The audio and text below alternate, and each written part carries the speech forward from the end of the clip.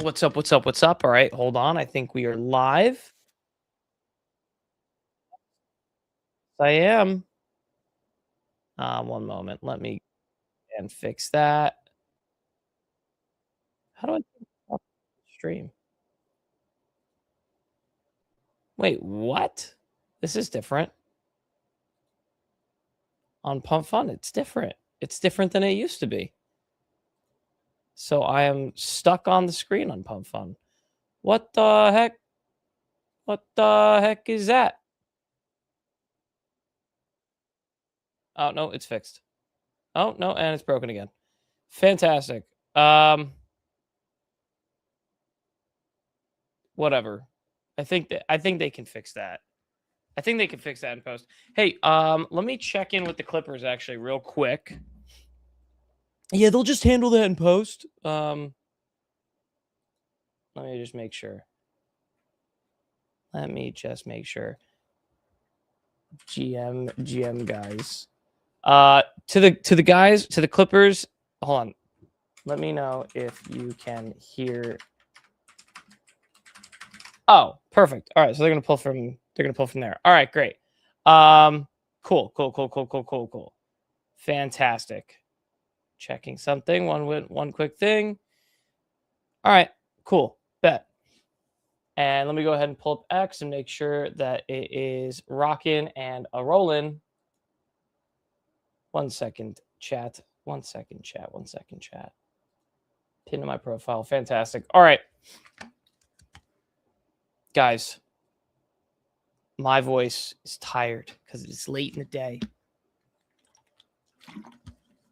But this water will solve that. All right. We got plenty to talk about today. What's up, guys? It is over. This is Overexposed. I'm Eddie, aka Dancing Eddie. We're live. We try to be here every Sunday, Tuesday, Thursday at 5 p.m. Eastern, but sometimes life gets in the way. I do have a job and I do have school, so that's what happened today. So yeah, that definitely threw things askew. But we're back. We're back as always. And we got plenty to talk about. We got crypto. We've got dating is an absolute giant scam. What else is new? The moon is delayed. We're not going to the moon in February. We were supposed to. We were supposed to go to the moon in February, but that's changed. Apparently the weather's too bad in space or something. I don't know. I have to look into that. Oh, that's funny. That's funny. But all right, let's go ahead. Let's get into things and let's get things rolling. We're going to start at the top here with how DATs have actually lost more money than FTX. Remember that crypto scam, FTX, the absolute implosion courtesy of the hands of Sam Bankman-Fried, aka Sam Bankman-Fried? Yeah. AKA the crypto devil, AKA I don't know, like what's the best description of this guy? The vegan demon. I like that. I don't know if I've heard that before. I like that. The vegan demon, SBF. Yeah, so they lost billions, and crypto dats collectively have now lost more money than FTX. I mean, guys, it's like a joke. It's a joke. We're talking about billions of dollars lost from these DATs in terms of overall value because they bought coins near the top of the market. They were buying most of their tokens in late 2025, in the months preceding 1010, the nuclear catastrophe that was. And it's just like, it's a joke. It's funny. I saw someone say that crypto seems to be undergoing some kind of identity crisis. And I mean, it makes sense. We're talking about finally, we got everything we ever wanted. Our lobster was too buttery and our steak was too juicy. We had institutions lining out the door to buy our bags, and prices barely went up. And all they've done since, October of last year is just go straight through the ground. Bitcoin's currently in the 70s. By the time this goes live, by the time that some of these clips go live, it might be in the 60s or even lower.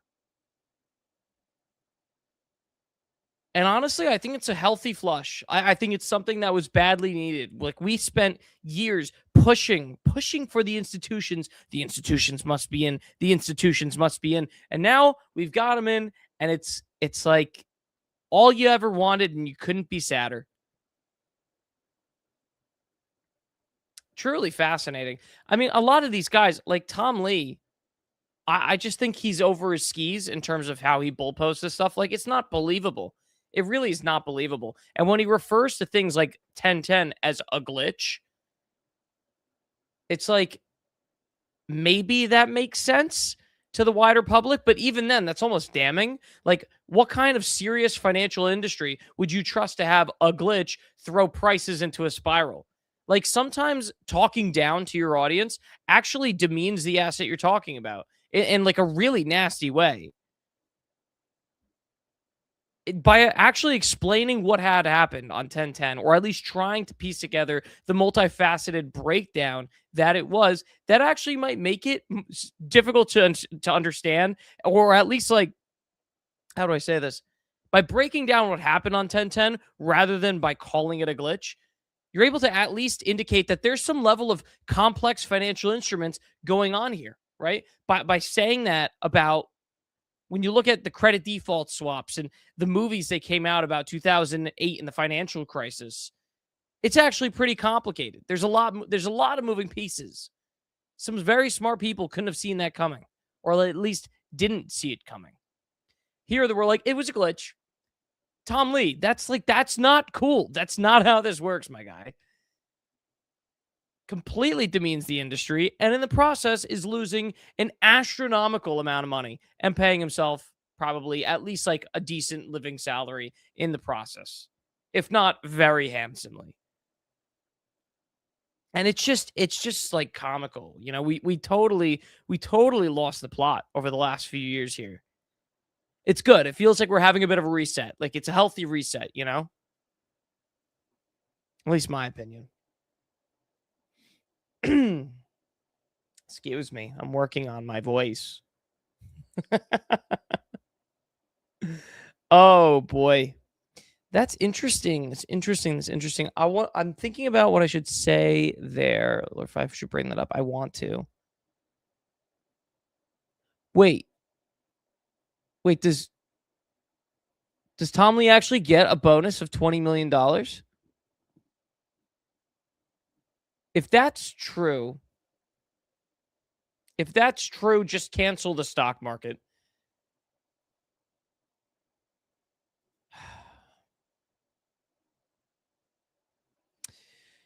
Okay. All right. So this is HIP 4. I do want to talk about HIP 4. Is that the best post to be pulling it up on?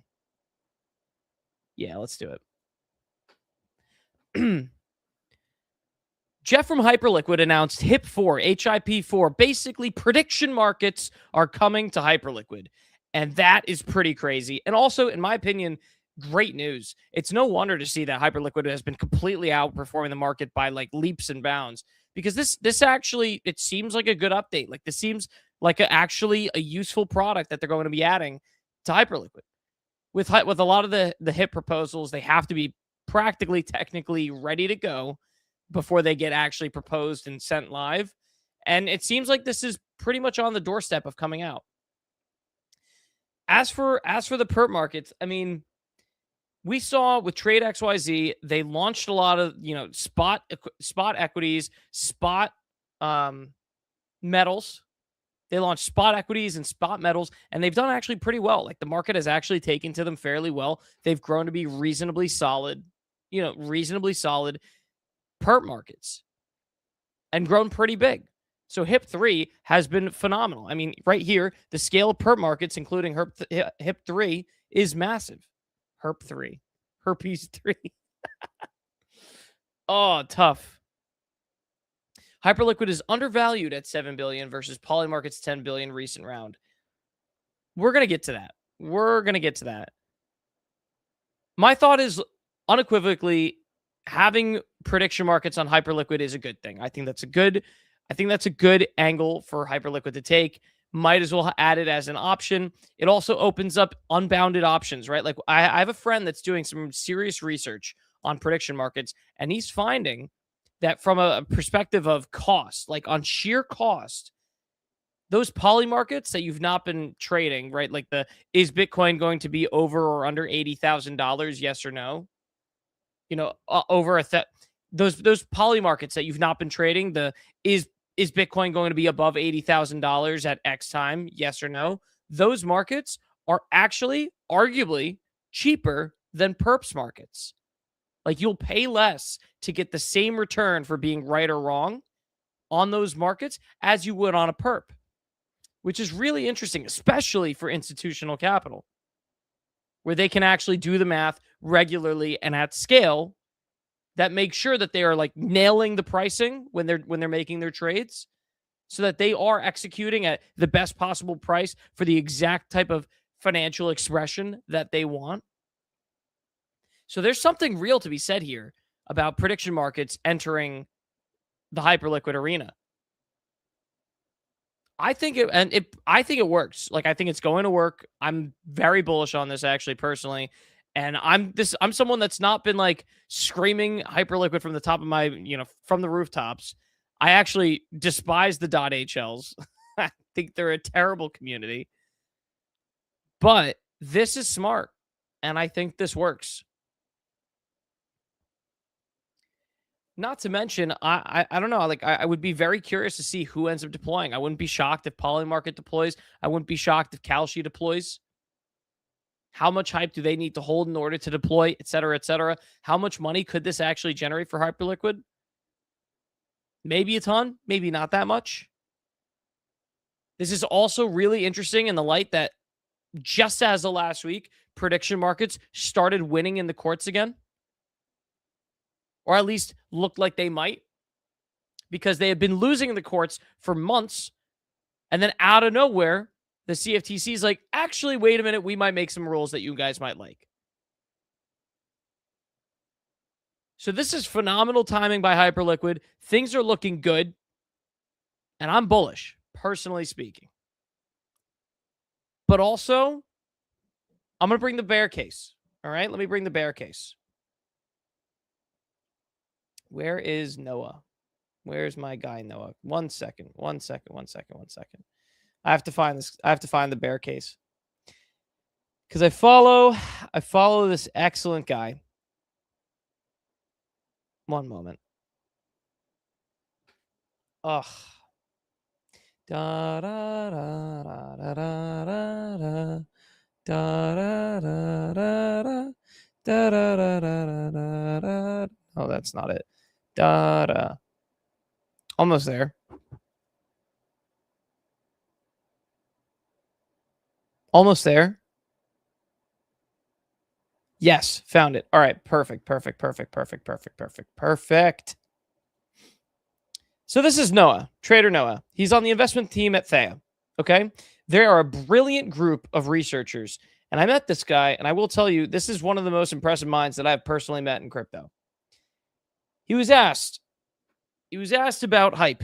Hype has been outperforming the rest of the market. It has clearly become a store of value, or at least like a shelter, right? It's been the shelter asset in crypto for the better part of the last few months, if not like definitely the last week. It's been outperforming while Bitcoin has been absolutely imploding. This is the shelter asset, at least for now. He says, I believe hype probably outperforms the Ethan Sol on a relative basis, but I think it's absolutely overvalued on its present value of future cash flows. This is his rationale. We're going to dive into this real quick. I think the most aggressive assumption of true supply of hype is about 60% of fully diluted. So it's 20 billion market cap, assuming no future airdrops. You need to believe that the expected value of hype is 56 billion by end of year 2030 to own it today. Putting aside the 25 to 75% probability skew that it somehow dies between today and 2030, you're assuming it gets to the Nasdaq's current valuation. Let me just say something. That's serious. That's serious. People completely, in crypto especially, discount the possibility that things just explode and die within a week. FTX died out of nowhere, seemingly nowhere. Celsius died out of seemingly nowhere. 3AC, Luna, all these companies just blew up out of seemingly nowhere in like weeks. Hyperliquid probably won't do that. This team looks excellent. And I'm bullish Hyperliquid, but you can't discount the probability that there is one, right? Like it's greater than zero. I think 25% over the next 5 years is a solid, like, this is still a startup. This is still an early stage startup. Maybe like late early stage startup. Hyperliquid. 25% of chance it fails in the next 5 years. That seems really fair, really reasonable. The market of non-fundamental analysts will point to the high margins, low team number, etc. as a sign of strength, when in reality, having a high margin isn't a good thing for future business defensibility. You had the Wintermute guys. I think Evgeny Gavoy commented on this and was like, yeah, this is exactly spot on. High margins are not like, the market will chip at it. The market will chip at it. Whether it's Lighter, whether it's Robinhood, whether it's Coinbase, whether it's Binance, whomever, it's going to chip away at those margins. So those margins will have to drop. They will have to spend money. Something's going to happen. Like, they have to move. They have to keep it. They have to stay nimble. So let's say that there's a 25% probability of failure. And in the rest of the views, scenarios, Hype gets to a $75 billion market cap, required to be EV NASDAQ 2030. On a mature company, the correct earnings multiple for an exchange with high margins and high business defensibility is 20 to 25x. Let's say they exit with 50% margins and trade at 25x. You need $6 billion of revenue.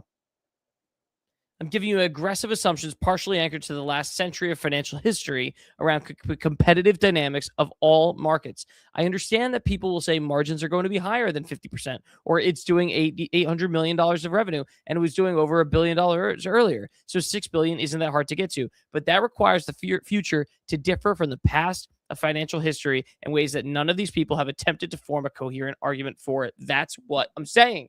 The .HLs are out of their minds. That's part of the problem. And I've seen Rasmer argue, which is great, that like, what if, hear me out, what if we're just insane? What if we are actually just trading as insane people? And why can't Hyperliquid get that premium? Hyperliquid's getting a premium.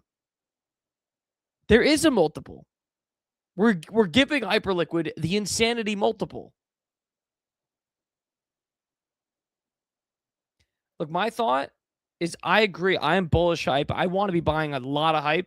In fact, it is the only token. Hype is the only token I'm actually really all that interested in as of the last 3 months. It's the only thing I care to track. And even then, I am looking for it in the low 10s, if not into the single digits. That's my hope. I mean, not hope, because I do hate to see people lose money. But if I could nail my entry, it would be around like $8. That's what I'm looking for. And I would not be shocked if it gets there. Like, I genuinely would not be shocked if it gets there. That's why I'm not in the market right now. I don't hold coins. I'm still net pretty strongly bearish. And that's on the entirety of the market. And at some point, Hype might be, the safe haven, but every safe haven gets tested, and tested brutally. I've been seeing people comp it to Luna at the height of last market. Let me just see. Luna price chart. All right. Let's see. Luna.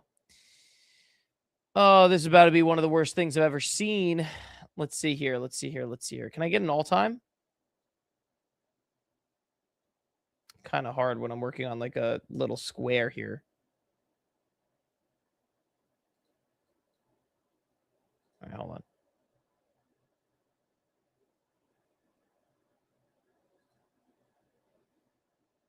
Show me the chart, right? Pull up the chart. Thank you. All right, perfect. This is on OKX. Wow. Dude, hilarious what the chart looks like now that it's basically dead. Well, let's get an all-time here. Let's put it on the daily.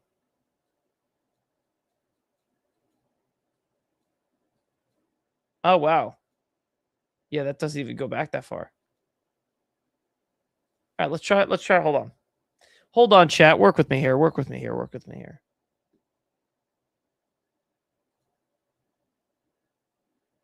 Okay. This should be it. This should be it. This should be it. This should be it. There we go. Yeah, gonna have to do some scaling here, chat, because this thing was a disaster.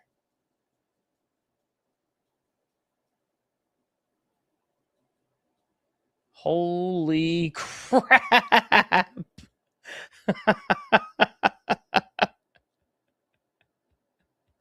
Oh man, that is such a painful chart. Oh, geez, dog. Jeez. All right, let's keep that loaded on the back end.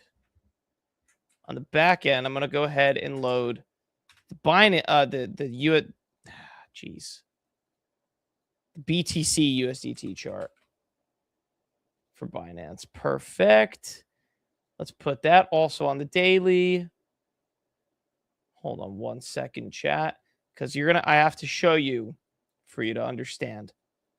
It's gonna take me a second here.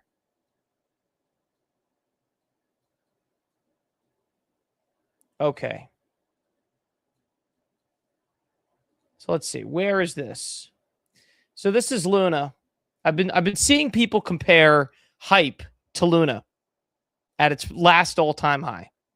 So Hype, let's see. So Luna hit about $118 on April 5th, 2022.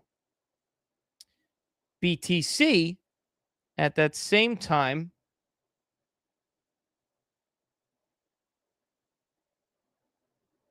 there we go.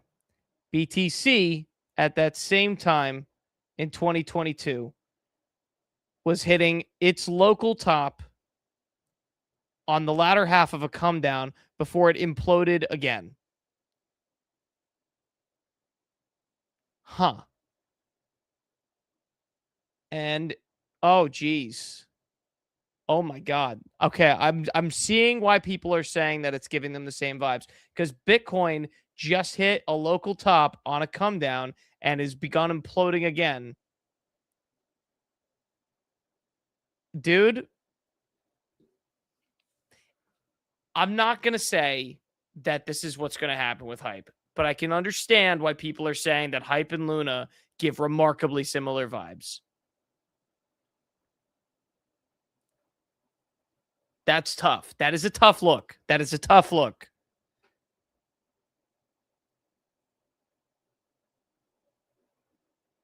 Oh, my category on Twitch changed? Huh, why? Why did that happen? Weird. I'm gonna have to fix that. I don't know why that's the case. Anyway.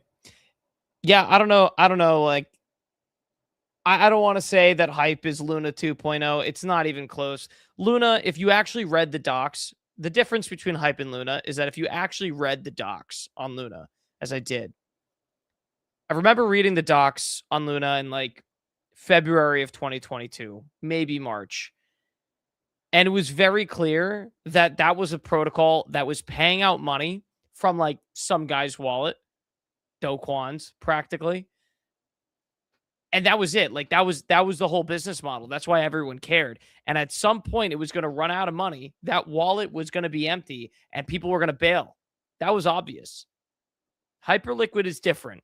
It's the baseline is very different. I don't expect it to have anywhere near the same price action of Luna. Like I think Hype is probably one of the best coins to be looking at over the course of the next 6, 12, 24 months.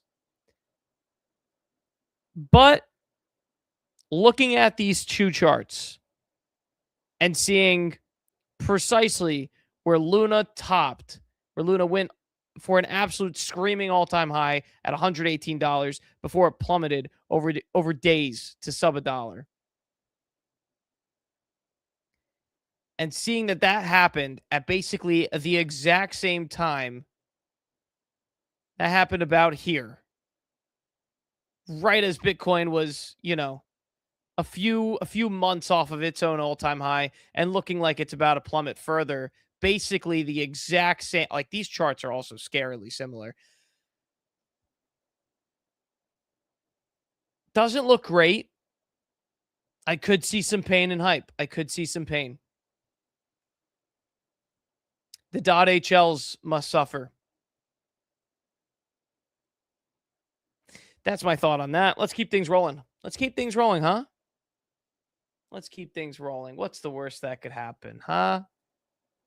What's the worst that could happen?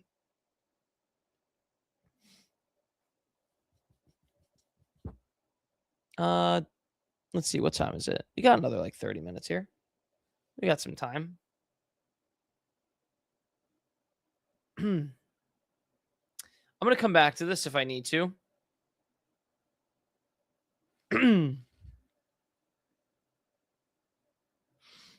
All right, we'll probably start with that in a second.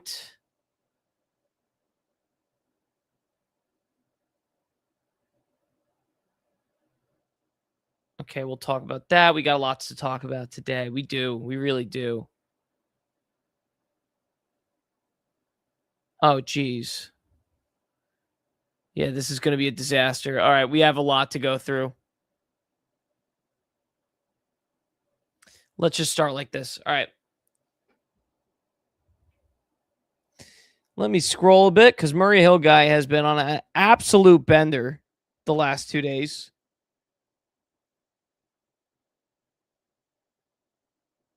All right, let's find it. Where did he start? He made so many posts on this, dude. So many posts.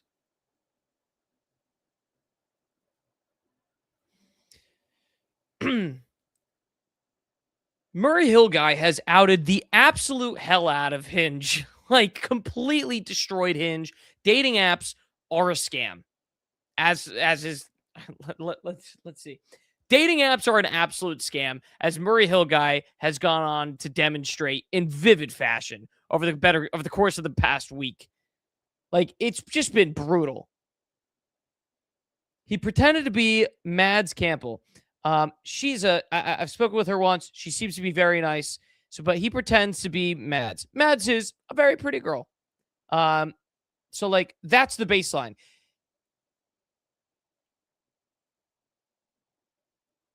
Let's see.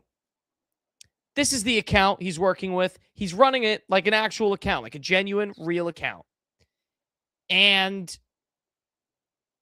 within one day, 1,000+ likes. Within one day of being an attractive woman on Hinge, he runs up 1,000+ likes. Like these are insane numbers. These are GOAT tier numbers.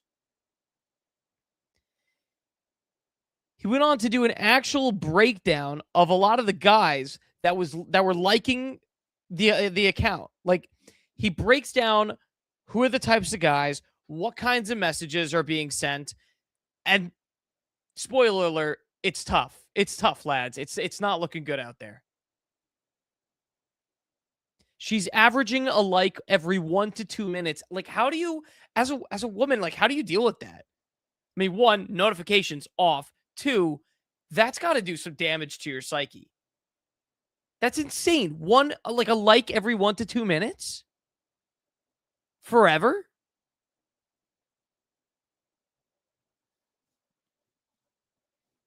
Let's see what else we got here. Because I have some strong opinions on this.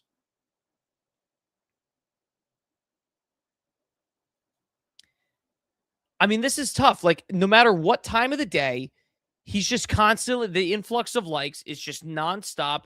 And it's just dude after dude after dude after dude after dude. Feels tough for these dudes, by the way. Like, tough to be outed like this. Is what it is. Like, but it's just tough. I mean, is this the experience of the average pretty girl on Hinge?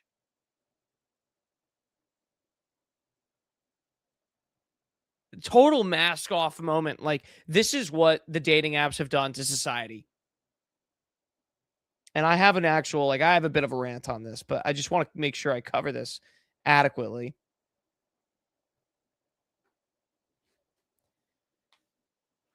Let's see. Let's see. Let's see. Let's see. Let's see.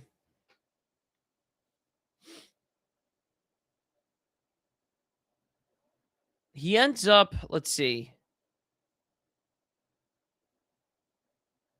There, I'm looking for the post. I'm looking for the post.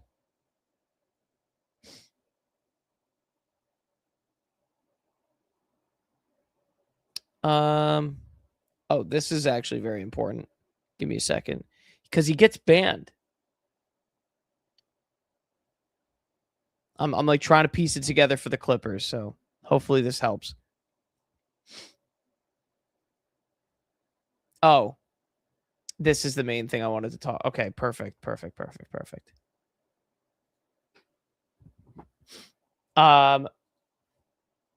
Let's see. So after showing that the dating apps are an absolute tragedy for men, right? Like, we're talking thousands of likes on an attractive girl's post, but like thousands of likes in a day of opening the app. So you just have no shot. Like, if you're a guy, you just have no shot of breaking through the 1,000, right? It's literally 1,000 to 1 odds that this one girl is even going to look at you on this app. Like, it's a disaster. Within a day, within 1 day of showing how bad it is for men on the dating apps, the Match Group stock price plummets 7%. This is the group that's responsible for, I believe, Tinder, Hinge, and a bunch of other, I think maybe even Bumble at this point. Like, this is a disaster for Match Group. It's mask off, down 7% on the day off of Murray Hill guy, showing that the apps are just basically a scam. Like, this entire company, Match Group, in my opinion, practically a scam. And I think it's deserved. Like, I think it's deserved. I think that the damage that Match Group and other like companies have done to society is very much, like, very much deserved shorting this to zero, in my opinion. This is a company I actually enjoy seeing lose stock value. And I don't say that often because people work here, there are jobs, there are livelihoods. It's not great to like prey on a company's downfall, but this one I think has done enough damage to society that I'd say, you know what? Good luck. What's the like the kiss of death?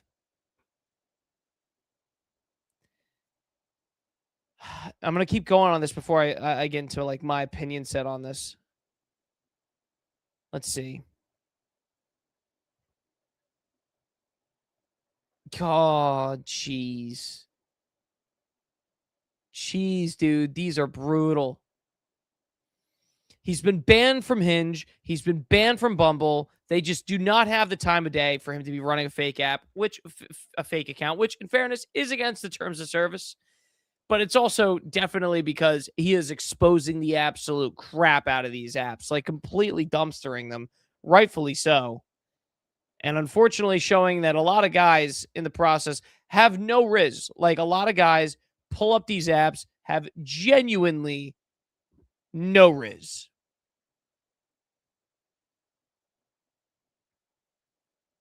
All right. Let me pull up. Let me pull up something and then I'm going to talk about this for a second.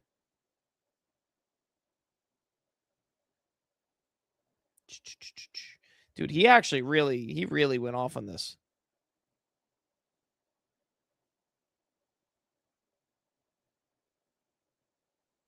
Okay. Here's the reality of dating apps. You could take a look, right? You can judge for yourself. I think I'm an okay dude, like okay looking dude. I think I'm fine. They are an absolute tragedy. I've spent enough years on them and I've had enough different types of experiences on dating apps to have an opinion on them. And it's not good. It's not good. I think I've probably gone on a grand total of maybe 10 up to 20 dates via the dating apps. Nothing's ever come of it. In part, like there have been some interesting dates. There have been some actually very lovely people to be using these apps, and a lot of people will say, "Oh, well, only the worst of the worst are using dating apps." That's not true. There's actually a lot of great people that use the dating apps. There's a lot of smart people, and a lot of normal people use the dating apps because they become pervasive, perspicacious, whatever. Because the dating apps have become absolutely pervasive in society today. And the problem with that, like that would be okay. I would say it's okay. It's fine that dating apps are so, all over. They're everywhere because at least people are trying, at least people are getting in touch with others. But that's not true. That's not how they work. What a lot of people don't realize is that the dating apps have algorithms, and they have serious, insidious algorithms that operate in ways that are really, really frustrating and cause, in my opinion, like actually damning and damaging emotional trauma to people, men, women, across the spectrum. What do I mean by that? In the same way that you can go viral on Instagram, go viral on X, wherever, TikTok, you can go viral on the dating apps. Like this right here, this video that you're seeing, where it's just constantly, she's scrolling and she's just being inundated with likes. It's because she went viral. Like Murray Hill, guys, he's running this account. She went viral on the apps, opens up a new account, is clearly an attractive girl, gets a certain number of likes from high elo guys, and it blows up her account. It starts showing her front page, top 3 posts to every single guy that's on the app. So of course, like every guy who's opening up the app is seeing her. And yeah, she's going to be inundated with likes. And that happens to guys too. A lot of guys don't know this. A lot of guys get 1 like a week, maybe even less, and don't know that this is the case. Don't know that there are algorithms that run the dating apps like Hinge, like Tinder, etc. But there are. And the way that you know this, I'll tell you about my personal experience. For a long time, you could take a look.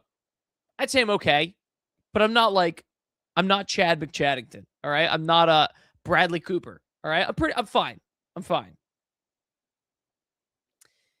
I was probably getting somewhere in the range of, like, let's say 1, maybe 2 likes a week for a long time on Hinge. There were times where I'd go like a full month, not a single like on Hinge, just nothing.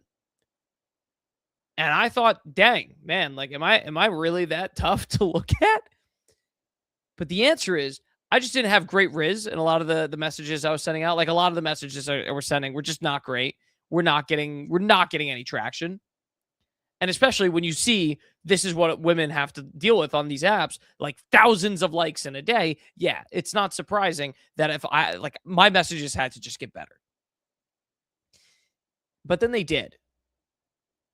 And I didn't realize that when I had 2 or 3 or 4 messages within a 3-day span hit, because I had just better messages, it made more sense. It was funnier.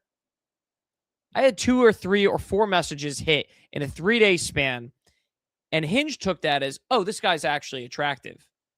Let's go ahead and promote him to more women.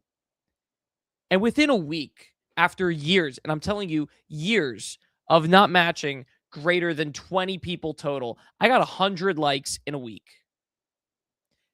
I didn't change that much. My face didn't change that much. My pictures didn't change that much. I'm the same dude. I was sending mostly the same messages. But I went viral on Hinge. You can go viral on Hinge.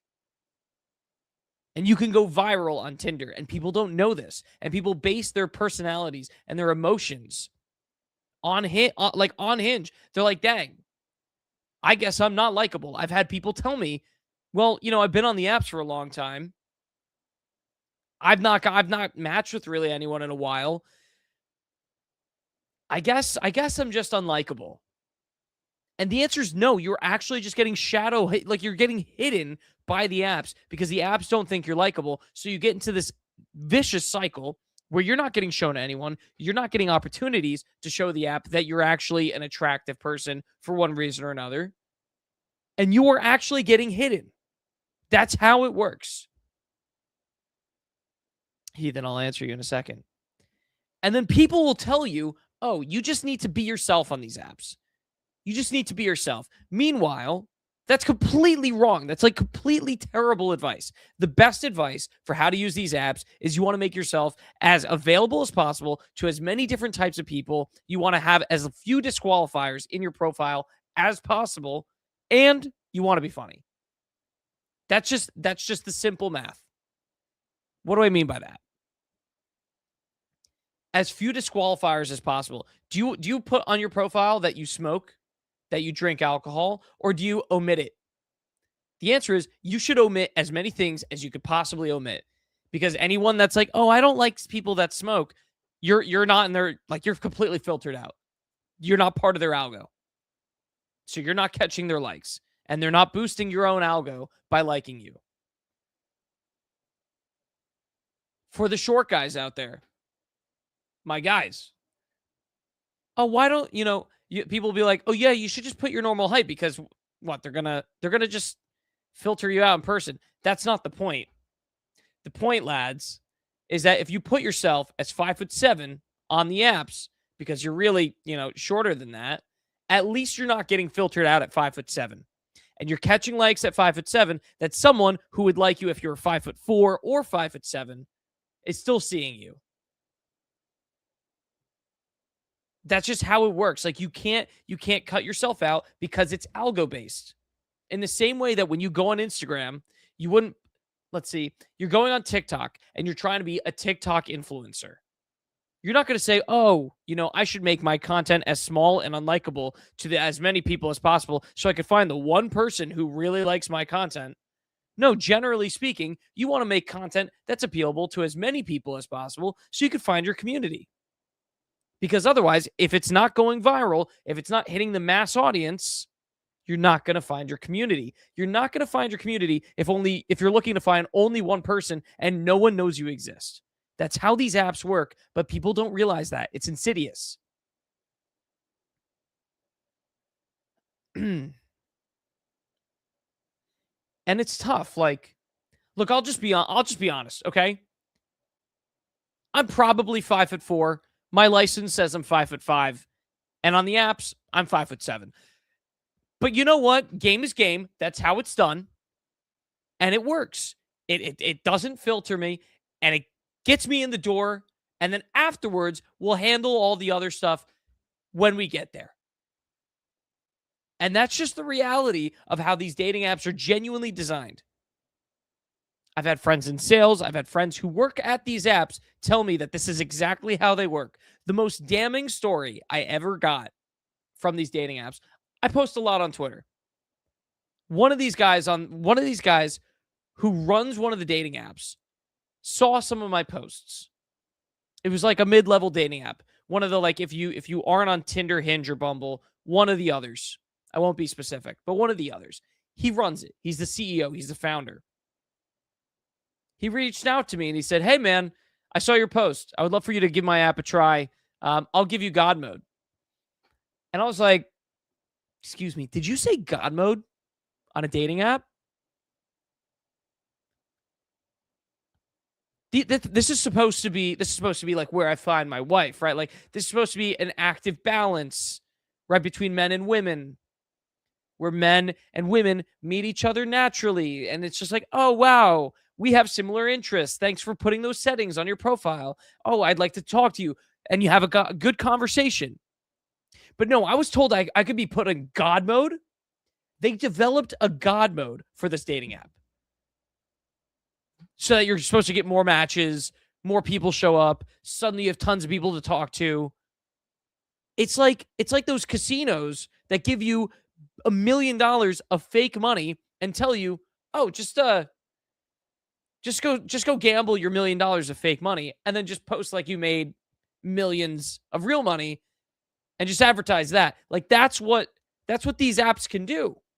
These dating apps have algorithms with actual God modes that you don't know about. It's real. And it's damning. It's like actually tremendously sad for society that this is how so many guys and girls like to try and meet each other. And I've seen guy friends of mine go to the bar, go out with a bunch of friends, see a girl that they think is cute, and it's like, why don't you go talk to them? And like, I don't feel like hearing the no. Like, I'll just go on the apps tonight and see if anyone's interested. And it's like, what? What? And meanwhile, these swipes are not free. Like, they might be free. You might not pay for the app, right? Like, you might not. Raya costs money. Okay, to have a subscription to Raya, it costs money. To have a subscription to some of these apps costs money. But let's just say you're using Hinge and you're using it on the free version. You're using Tinder on the free version. Let's just say that's your strategy. It's not free. There is an emotional cost. Every time that you see someone that you like, you press like, they don't say yes back, like it's not a match, and then you don't end up matching with them. That's tough. And then you do that thousands of times, and we expect this to not have a personal, very like strong emotional cost. It's ridiculous, but that's the reality. There is a serious, like very painful emotional cost for, at this point, millions of people across America who use these apps. And yes, there are people who find girlfriends and boyfriends and partners on these apps. And people that find actual loving relationships on the dating apps. That's true. I know people in them. I know people that have gotten married from them. But that's not to say that they really do work. Like, I'd say that on the net, I think these cause way more damage than they do good. So I think it's a good thing that Murray Hill guy is bringing it to him. 7% negative on the day for Match Group. Hell yeah. Hell yeah, brother.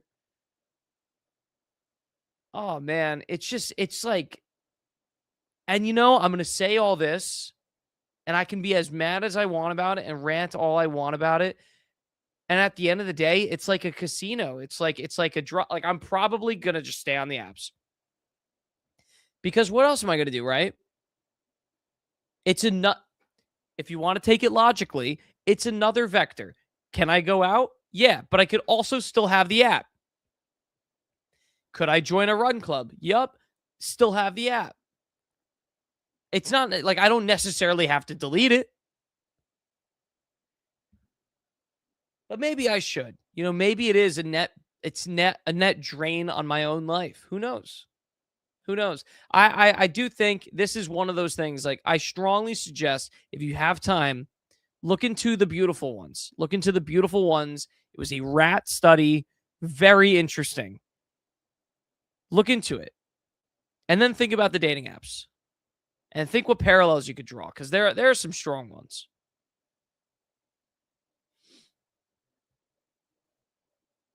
What's up, Phantom? Heathen and Phantom. Let's see. Did I unfollow Trump? There was a girl that I matched with yesterday on Raya, who saw on my Instagram that I follow the sitting president of the United States of America. God forbid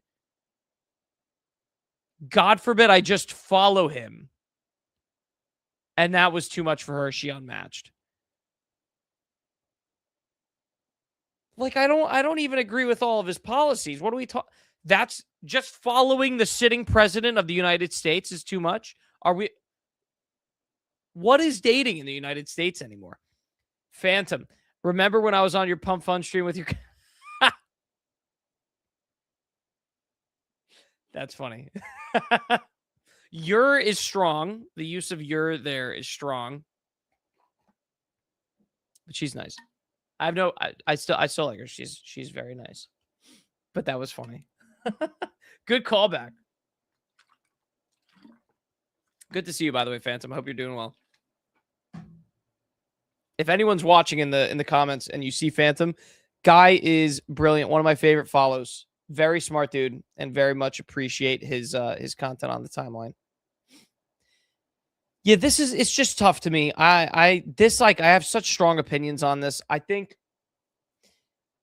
A lot of people get them wrong. A lot of people get the dating apps just wrong. They don't know that they are algos that are basically out there to screw them over. Like they are algorithms that you need to be trying to go viral on. And if you are not viral on the dating apps, it's not like if you're on TikTok, where if you use TikTok and you never go viral and you never become an influencer, you could still enjoy the app because it's a nice app. But when you don't go viral on Hinge or Tinder or wherever, you're not getting matches and you think people hate you or that you're unattractive. It's damning to your emotional psyche. It's bad. Like it's actually terrible. And that's the reality. And here's the thing, most people never go viral. And when guys use these apps, they are swiping right on every single girl. They are hitting yes, like on every girl that they can, hoping that they can find a single girl that they find interesting. They're filtering after the fact. They're filtering after the fact. They're filtering when they actually match with the girl and hope that they send the right message to get like a hey in response. Women, on the other hand, are filtering like crazy. They're getting inundated with tons and tons of men, and they're trying to filter. They're like, okay, maybe this guy seems okay. They'll match with him. But at that point, the guy isn't all that serious, and women are struggling to find guys that they actually want to, spend some time with or come up kind of seriously. So both men and women end up on these apps completely dissatisfied and generally emotionally just brutalized. And it's like this is really poisonous to American and just generally society's dating life. Like it's poison. And it's cool to see some of this outed by Murray Hill Guy. Like a lot of guys don't realize what the average woman experiences on these apps. It's like an eye opener. I saw it once in high school, not in high school, in college when we ran one of my friends, beautiful girl, ran one of her accounts, and we saw, oh my god, like this is what one night in New York City looks like on her account. It was an eye opener. But this is just tough. This is tough. I've gone on for a long time on this. I have no idea if you guys have any clips you could strongly pull out of this. I would strongly suggest if you're going to pull one, the 5'4", 5'5", 5'7". That's not that bad, and it's true. But we got like 10 more minutes here. Let's do some more. Let's sprint through some more, shall we? Shall we? This one was fascinating. Polymarket is announcing an actual market, Polymarket is announcing an actual market, like an actual grocery store in New York City. They are making it free. They signed a lease. They've donated $1 million to a food bank. They've signed a lease. They've donated $1 million to a food bank for New York City. And they are making a free grocery store. Now, one, great name for a market, Polymarket. I mean, that's phenomenal. Who knows how their apples are going to be? I'm expecting crisp organics. Don't know if it'll be run as well as Whole Foods, but I'll give them some leeway. This is like goated marketing. This is phenomenal marketing. Because Zohran Mamdani has gone out about how he wants to have city-owned grocery stores, and he wants those grocery stores to provide free groceries to the people of New York City, right? He wants to increase access and accessibility to good, healthy food. Very fair. Noble pursuit. Whether or not it's going to work, who knows? To be determined. Whether or not it's going to happen, to be determined. But Polymarket is going to do it. And actually, that's the funny part. Polymarket is as capitalist as it gets. It is a super growth startup. And they are providing free groceries before Zohran Mamdani. That's funny. There's some irony there. But this is actually really cool. This is actually really, really cool. Fully stocked, no purchase required, open to all New Yorkers.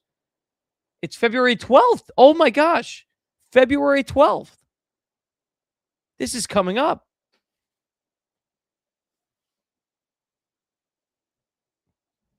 What? Do they have graham crackers? I bet so.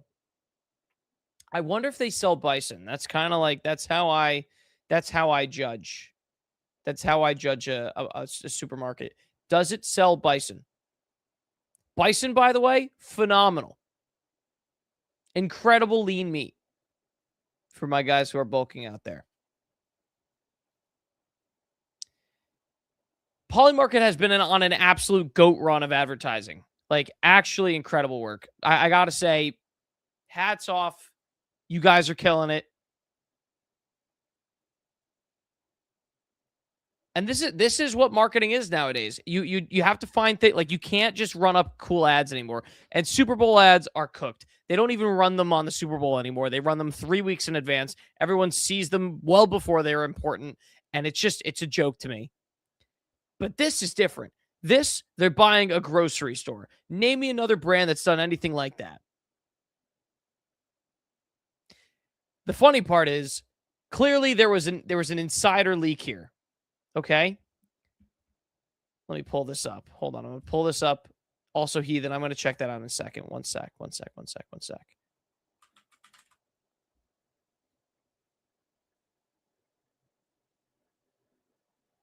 Un segundo. Por favore. So clearly there was an insider leak of this, though, because Polymarket announces this on February 3rd. And for whatever reason, on February 2nd, Kalshi said, we're going to give away free groceries. They didn't go through the trouble of signing a lease or doing anything like that. They just worked with a local grocery store and offered everyone $50 of free groceries if they'd come in. And they did this. They actually already ran it. They ran the grocery store playbook. But that tells me there was a leak. There was an insider. There's someone at Polymarket. There was a snitch. Word got out. Kalshi heard and ran with it. These are two competing prediction markets that are running at the same market. They're gunning for the same users. And God forbid they even have different marketing plans at this point. They're running up the same books. Clearly, someone at Polymarket either said something or leaked it. Kalshi, bang, right on it. I mean, honestly, game is game. Game is game. But wow, like this is what it looks like. This is what peak trench warfare looks like between two companies in hardcore startup mode. This is what it looks like, chat. Pay attention. Let's see, Heathen. What's on your pin? Heathen.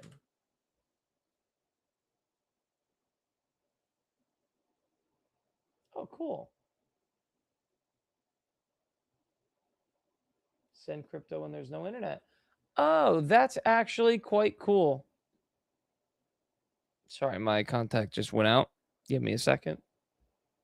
You know what? For commenting, I'll do you the favor of pulling this up. Huh. It's very interesting. I've been hearing stuff like this. I've been hearing that people have been trying to work on products that allow people to send crypto without internet. Not super useful to me. I get plenty of internet, which is good. But this is a pretty interesting concept. The idea that you can actually transmit information like data over radio and control things like a wallet is pretty cool. Like these are cool developments that not enough people actually care about. I respect this. I respect this work. It's cool. I've seen stuff like this. Like I think Jack is working on it with his like Bitcoin startup of whatever sort that he's working on. And I think it's like a noble thing to be working on. Because people actually need this stuff. Maybe not me, and maybe the internet is becoming more accessible with SpaceX, but someone somewhere has intermittent and mostly, unstable access to the internet. And that's pretty cool. You know what's actually a really cool story about this stuff? I don't know if you guys know this, and it's a super underspoken about thing. Cuba doesn't have access to the internet. Like Cuba doesn't have the same access to the global internet that we do. Maybe some people there now have SpaceLink, but those massive internet cables that they run underwater don't run to Cuba. So they just kind of wing it. The way that they actually built their own internet in Cuba. I don't know if anyone knows this, but they did. A bunch of people, like a lot of people, connected those Ethernet cables that you plug into your Xbox. They plugged their Ethernet cables into each other's routers, into each other's computers, and there is an actual internet that people handmade in Cuba.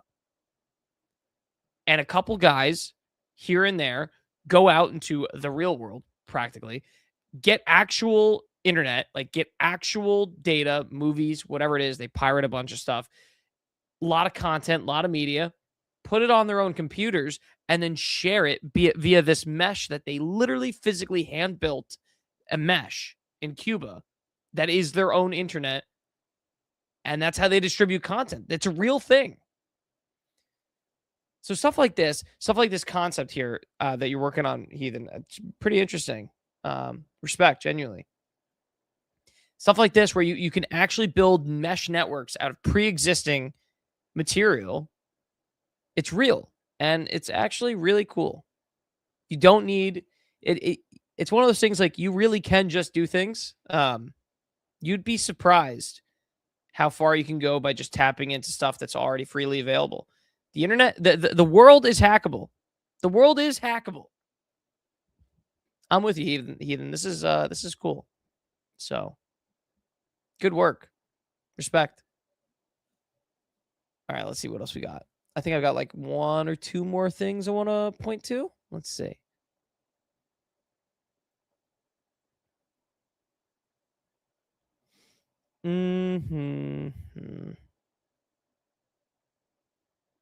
Oh, this I wanted to talk about. This I definitely wanted to talk about. There are some things that just happen in the world that you have no idea actually happen until you get like random niche esoteric tweets that they're real. You won't believe this, but apparently San Francisco is getting scanned for nuclear material prior to the Super Bowl that's coming up on February 7th, 8th. Hold on. 8th. You won't believe this, but San Francisco is getting scanned actively for nuclear material in anticipation of the Super Bowl. Now, I didn't know this, and I don't think anyone actually knows that this stuff happens. It's one of those things where like society kind of mask off. There's so much stuff that happens in the day-to-day world. There's so much stuff that happens in the day-to-day world that you just never know that it's real. Like, you don't know what's going on until some guy on Twitter is like, oh, by the way, this is why that's happened. There are helicopters. Check this out. There are helicopters that fly around that are part of the United States National Nuclear Security Administration with scanners that are scanning for, I guess, nuclear bombs in San Francisco just to make sure that no one nuclear bombs the Super Bowl. This is real. This is a real flight path. This is a real flight path for Energy 14, a real helicopter that's doing a real nuclear scan in San Francisco. How did he find this? I heard it out my window and then opened my Raycast quick link for Flight Radar SF to see what it was. This is the kind of guy. This is the kind of guy that just runs Twitter. Honestly, worth a follow. Some guy hears a plane, here's a plane. Some guy hears a helicopter, opens up his local mapping data, whatever, and then figures out that, oh, they're scanning for nukes within a couple miles of me. It's like, oh, I'm seeing something that the government doesn't want me to see. Like, that's what this feels like. The government doesn't want you to know that they're scanning for nukes, but they're scanning for nukes.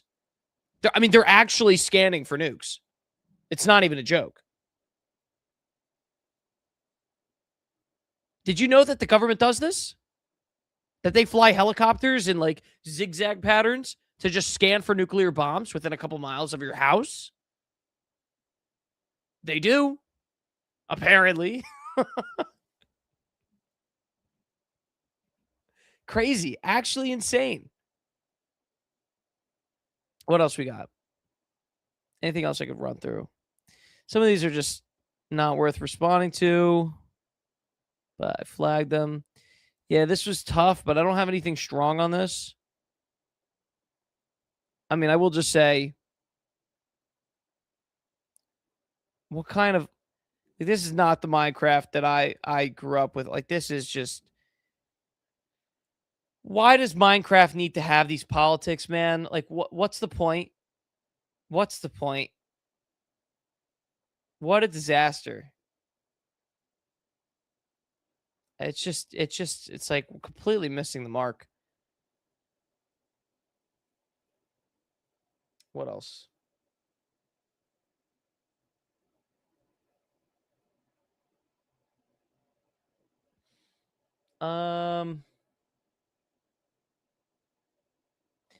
Oh, this one actually was really interesting. This one was really interesting, and I'm gonna mention this, and I think that's probably the last thing we'll get through. Yeah, perfect. All right. We'll talk about the moon on Thursday. All right, let's see. The Epstein files keep revealing more and more crazy stuff, and this one was one of the craziest. The conspiracy theorists are always right. Jeffrey Epstein's assistant bought a single unlabeled $8,453 item from Wayfair. What could be the conspiracy theory here? For those of you that don't know, there was a conspiracy theory a while ago that people were actually performing, sex trafficking over Wayfair. And that didn't make a lot of sense until you start looking at some of this stuff. Wayfair furniture was named after missing kids and sold for ridiculous amounts of money. And if you look into this, this is like, this girl's name is Annabelle. And there was a 5-shelf storage cabinet that was for sale for $10,899. And the question is, who's buying one of these shelves for $10,899? Like, that's worth maybe a couple $100 at most. Who's buying this? And then some of these names, like this container was never named Samia. But here you have a Samia who is missing, and it was for sale for almost $13,000. Like, this was not worth $13,000. Why is it named this? Yuritsa, like, that's a name. Kyle, like, these are names of people that were missing, and who's buying these shelves for tens of thousands of dollars? And then Epstein's assistant buys one of these off of Wayfair for thousands of dollars.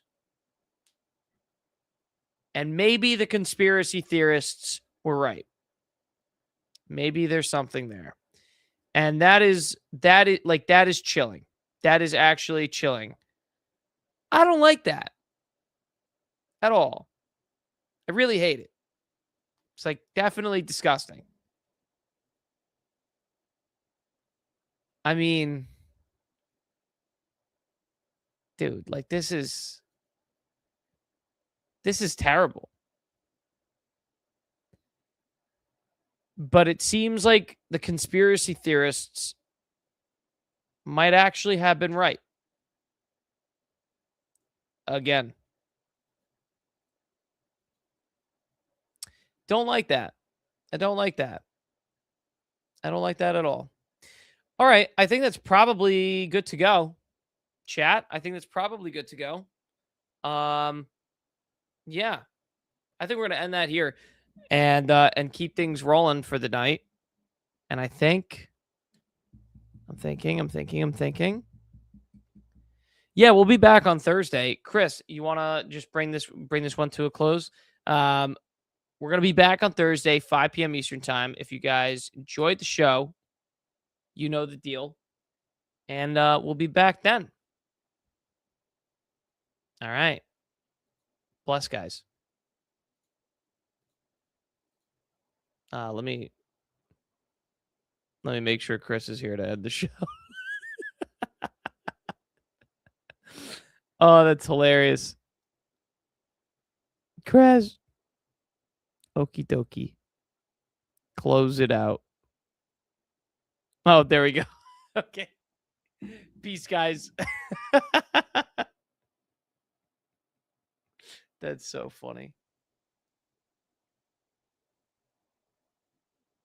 Is it over? Is the show over? Yo, I don't know if you can hear me, but the phone just died, so I'm ready to shut her down. Phone died. That's hilarious. All right. Rip it up.